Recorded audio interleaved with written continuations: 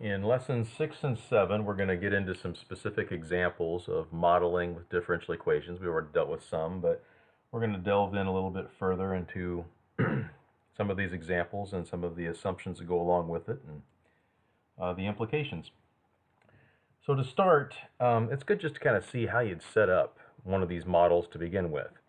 And so a simple example would be a decontamination problem. So you have a pond that contains, in this case, 32,000 gallons of liquid. I'm not going to say water because you all know that ponds aren't just water.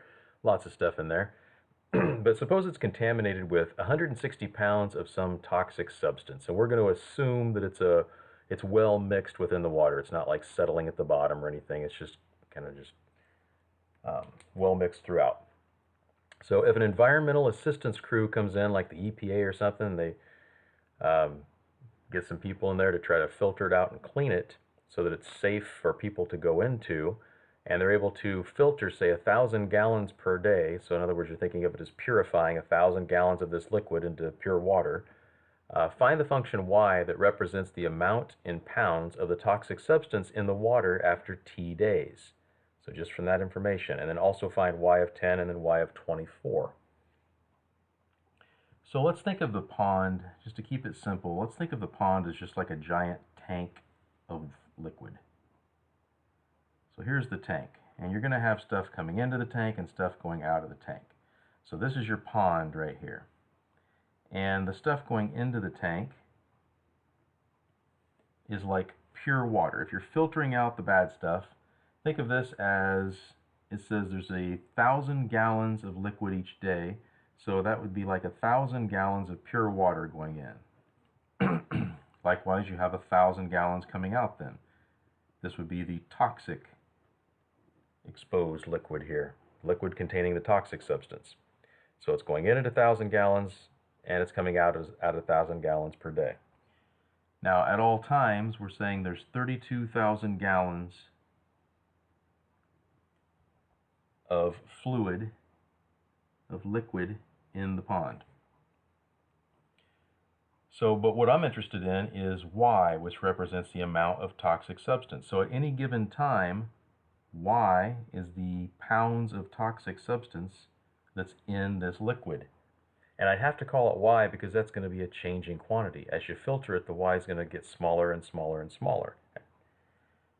Now, the rate at which the y is changing, dy over dt, is the rate at which toxic substance is coming in, so it's the rate in, minus the rate at which toxic substance is coming out. That would be the rate out. Well, the rate in. Well, if I look over here, 1,000 gallons, when you're filtering it, it's like you're putting 1,000 gallons of fresh liquid in, which means there's the concentration of toxic substance in this liquid coming in essence, is 0 pounds per gallon. That's the concentration of toxic substance in the incoming liquid. In the outgoing liquid, again, the unit's going to be pounds per gallon of toxic substance. And there's y pounds at any given time. Again, that's a changing quantity, so I can't just say what it is at any specific instant. It's y over 32,000. Because yes, it says that it's contaminated with 160 pounds. So a lot of times there's confusion. Students want to just say 160 pounds right here, but that's a changing quantity. You're just looking at one moment in time as to what it is. I need to call it y because that's changing throughout. 1,000 gallons in, 1,000 gallons out, that is constant. That's a constant rate. 32,000 gallons in the pond, that's constant. That stays the same, so I can just use the number for that. But y is a changing quantity, so it needs to be a variable. So it's coming out at a concentration of y pounds per 32,000 gallons. And so the rate in, well, it's 1,000 gallons, and this is the rate in of toxic substance. It's 1,000 gallons in times 0 pounds per gallon of toxic substance. You can see the gallons would cancel here. The rate in is 0 pounds of toxic substance is coming in per day. Minus the rate out. Well, again, you've got 1,000 gallons. But you're going to multiply that by y pounds per gallon per 32,000 gallons. Gallons cancel, so it's y over 32,000 times 1,000 pounds coming in or going out each day. So dy over dt, if I simplify this, 1,000 times 0 is just 0. 1,000 times y over 32,000, well, 1,000 over 32,000 is 1 over 32 y. So that gives me the differential equation dy over dt is equal to negative 1 over 32y. There's the differential equation that models the situation. So this will be an example of exponential decay. Just look at it because the rate of change in y is proportional to its size. And since it's negatively proportional, then it's going to be decreasing. So let me go over here and solve this differential equation. I'll separate and I'll integrate. So I'll have 1 over y dy is equal to negative 1 over 32 dt. Integrate both sides, I get the natural log of the absolute value of y is equal to negative 1 over 32t plus c. So raise e to both sides, and that's going to give me just the absolute value of y over here. And on this side I have e raised to the, I'll say negative t over 32 plus c, which means times e to the c, but again this is just a constant right here. And so that tells me that my y has got to be equal to some constant times e to the negative t over 32 in order to make this equation true. Again, this c is different than this c, as it has been with previous differential equations. Now, I do have an initial condition here. I know that initially there's 160 pounds of the toxic substance. So y of 0 is 160 is really what this is saying. At time 0, before you start filtering it, you have 160 pounds of toxic substance that's contaminated the pond. And so y is 160 when t is 0. Well, that's going to give you e to the 0 then. E to the 0 is 1, so I know that my c has to be 160. So I now know that my function,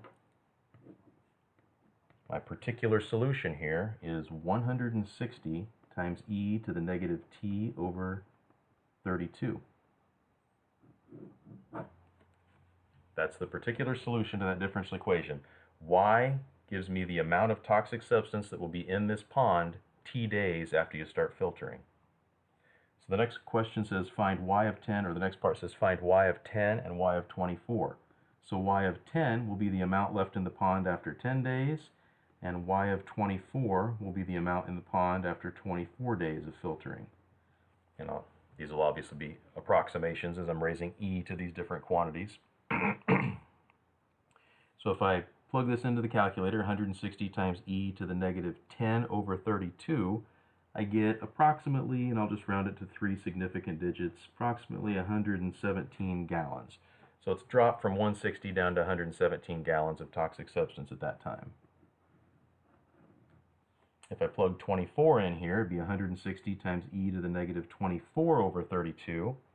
And to 3 significant digits, again, I'm going to say it's about 75.6 gallons of toxic substance in there. In the next part, it says if EPA standards require the pond to contain a concentration of less than 0.00025 pounds per gallon of this toxic substance before it's considered safe for people to allow to swim in it, how many days will the pond have to be filtered? So up here when I'm finding y of 10, y of 24, it's giving me the input, asking for the output. Here it's giving me the output in essence and asking for the input. A more reasonable question to ask whenever they start filtering something that's had some kind of toxic spill in there. And so it's telling me that y is equal to, well, it's 0.00025 pounds per gallon is the concentration. And I already know that there's 32,000 gallons. Again, I don't want this number. I want what y is equal to. I know there's 32 gallons in the pond at any given time. That'll give me the pounds of toxic substance that have to remain. or less before it's going to be considered safe. If I take 0.00025 times 32,000, that's going to give me exactly 8 pounds. Well dispersed throughout the water, and it would be considered low enough that it would be safe. So I want to know, when is y equal to 8 pounds? Well, y is 160 e to the negative t over 32. So I need to solve, when is that equal to 8? That means e to the negative t over 32 would be 8 over 160. That's 1 over 20, or as a decimal I could say 0.05. Taking a natural log of both sides, I'm going to get negative t over 32 is the natural log of 0.05. And so t will end up being negative 32 times the natural log of 0.05. And that's approximately 95.86 days, which they would never say that's how long to wait, but might say 96 days for something like this. They might even say 100 days, but to the nearest day, it would take about 96 days. And again, this is assuming that it's always a well-mixed pond overall. The toxic waste in there, the toxic substance is well distributed throughout the water. So that's just one example, a simple example of how you can set up the differential equation to start with that models the scenario that you're talking about, how to solve it, and then how to apply it. On the next page, it goes into a more general description of exponential growth and decay. We just saw a specific example of exponential decay, but anything that grows or decays at a rate proportional to its size, that would mean that dy over dt is equal to k times y. It's going to end up being an exponential function, either exponential growth or exponential decay. The spread of this COVID virus that's going on right now, early on it looks like exponential growth. Later on it changes from that, as you'll see, but to start with, exponential growth is a pretty good model. And for a lot of populations and other things, exponential growth is a good model. Interest accumulation.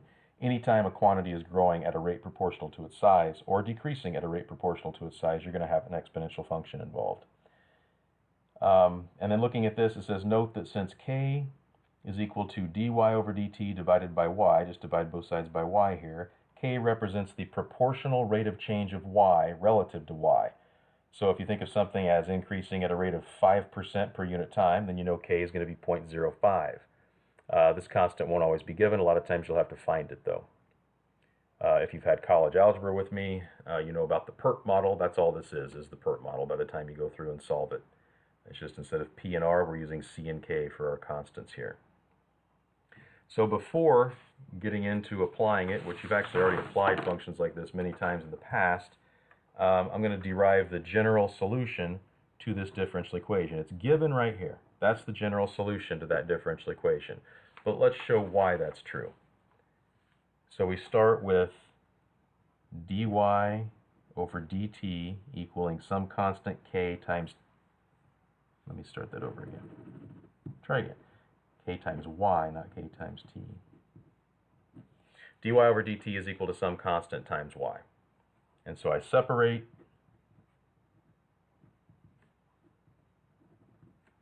and then I integrate. So just like last time, the k happened to be negative 1 over 32. So I did the same thing. It's just instead of k, we had negative 1 over 32. Go through the same process. I separate, I integrate. On the left, that's going to be the natural log of the absolute value of y. And on the right, it's just going to be kt, and then plus some other constant c. Then when you raise e to both sides, you're going to get absolute value of y is equal to e raised to the kt plus c. Well, e to the kt plus c is e to the kt multiplied by e to the c, and e raised to a constant is just another constant, and so this is just like having c times e to the kt. Well, if the absolute value of y is equal to some constant times e to the kt, then it has to be true that y is also equal to some constant times e to the kt. Now again, I keep using c for the constant, but it is changing from one term to the next, but since it's just a constant anyway, it's arbitrary. We don't need to say C1, C2, C3. Who really cares? But if I would, I'd say this was C1, this was C1, e to the c is C2, and then I could call this C3 because C3 could be positive or negative C2 in that case. But at any rate, it's just some constant. So this is the general solution to that differential equation, y equals c e to the kt. So now let's apply it to a couple of examples down here. First of all, it's important to note that c is often the initial size of y. If the time is initially 0, then you're always going to have e to the 0. You're going to have c times e to the 0, and you know that always has to be c. So that value of c is always the amount at time 0. So a lot of times it's written as y equals y naught e to the kt, knowing that the c is just equal to y sub 0. That's the amount of the quantity at time 0, or when t is 0. So the carbon dating problem, this would be an example of exponential decay. Ancient human remains were found, and the bones were estimated to contain 2% of the original carbon atoms. Given that the half-life of carbon-14 is about 5,730 years, estimate when this person died. So a half-life means it's decayed to half of its initial size in 5,730 years. And then it'll be cut in half again in another 5,730 years. So it'll go from a half after this amount of time to a fourth after another one of these, down to an eighth, then a 16th, then 1 over 32, and so on. It keeps getting cut in half every 5,730 years. Well, I know the function that models it is y equals y naught e raised to the kt. And it's telling me that the half-life, well, first, if I'm talking about percent of the original atoms there, I can go ahead and identify that the original percent of the original atoms there is always going to be 100%. Originally, you have 100% of the original amount. So I know my y naught. I'm letting y represent the percent remaining.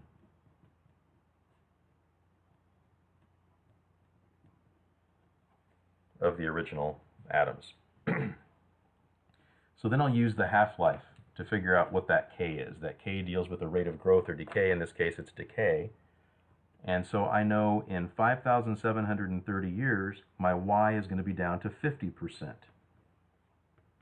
Y naught was 100%. I know I'm dealing with percents here, so I don't need to write it on each side. 50 equals 100 e to the k times the half-life, which is 5,730 years. So from this information, I can figure out what that k has to be. So divide both sides by 100, and you get 1/2, or 0.5 over here.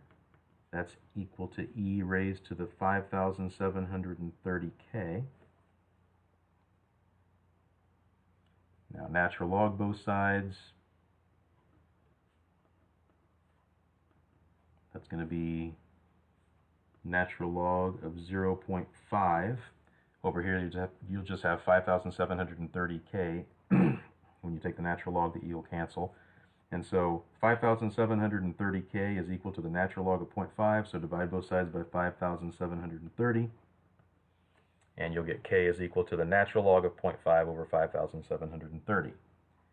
And that turns out to be approximately negative 0.000121 if I go to 3 decimal places, or 3 significant digits rather.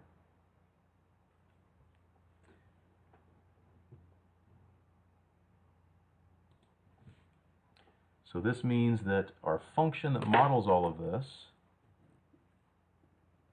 is y equals 100 times e to the negative 0.000121t. This is my y naught, this is my k. And so it's telling me that 2% of the original carbon atoms remain. So it's telling me that y is 2. And it wants to know what is t. How old are these remains? Well, to solve this for t, it's really the same process I just used to solve this last one for k. So divide by 100, and that gives you 0.02 on this side. That's equal to e to the negative 0.000121t. Take a natural log of both sides. And over here, you'd just be left with the exponent. And so then you would divide by this negative 0.000121, and that'll give you your t.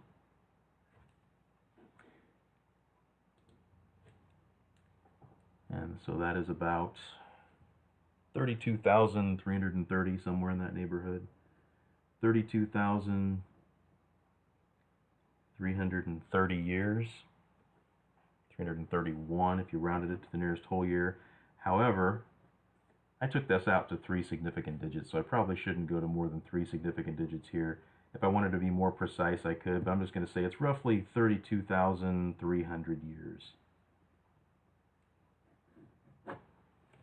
By the time you're talking about tens of thousands of years, who cares about an extra 30 years in there? So somewhere in that neighborhood.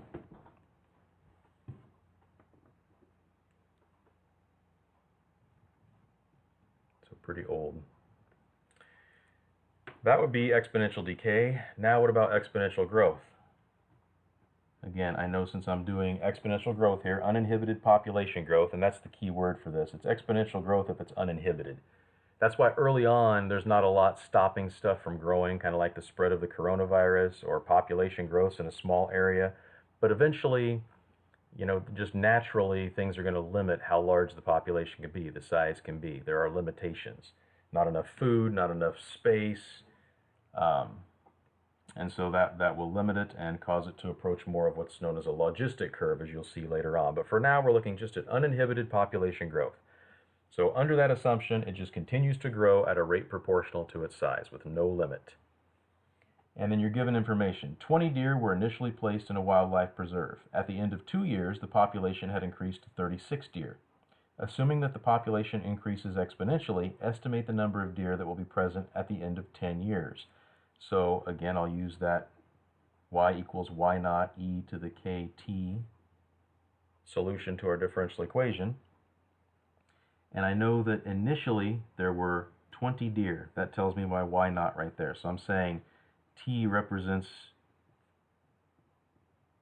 the years after being initially placed there. So I'll say years after initial placement. So when they're initially placed, it's 0 years after initial placement. So my y is equal to 20 times e to the kt. I know that in 2 years it had increased to 36 deer. So y is 36 when t is 2. All right, you've got 2 years times k, e raised to that times 20, and that's going to be the number of deer. Y represents the number of deer in this case. So I need to solve this for k to figure out the rate of growth. Start by dividing both sides by 20. 36 divided by 20 is 18 over 10. That's also 1.8. Then if I take a natural log of both sides, I get natural log of 1.8 is equal to 2k. So k will equal natural log of 1.8 divided by 2. And that is approximately 0.2939. I'll go to 4 significant digits this time. And so I've got my function. The population of deer will equal 20 times e raised to the 0.2939 t. There's the function that models it.